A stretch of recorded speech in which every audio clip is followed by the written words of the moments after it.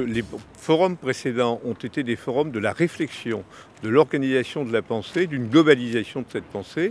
Aujourd'hui, on rentre dans le vif du sujet, comment passer de la pensée à l'acte et comment faire en sorte qu'en face des actes que nous décidons, il y a de l'argent pour que ces actes deviennent réalité. Les peuples ne peuvent plus attendre éternellement que l'on veuille bien s'occuper d'eux pour l'accès à l'eau et à l'assainissement et pour des développements partagés. Quand je dis développement, c'est développement à la fois d'un point de vue humain, d'un point de vue environnemental.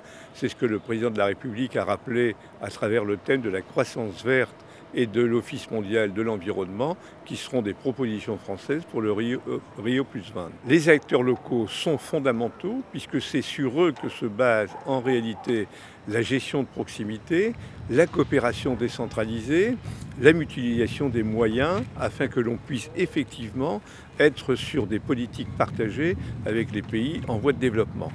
Au-delà, les parlementaires feront également une déclaration qui sera plus structurante, mais les États eux-mêmes doivent aller vers la signature de la Convention de 1997 sur la gestion des fleuves et des aquifères transfrontaliers.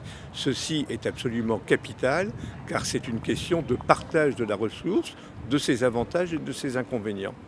D'ailleurs, je viens de noter ce matin que les pays qui sont contre la Convention de 1997 ont établi des conventions bilatérales, souvent, je ne vais pas dire iniques, mais inégales dans les charges et les droits.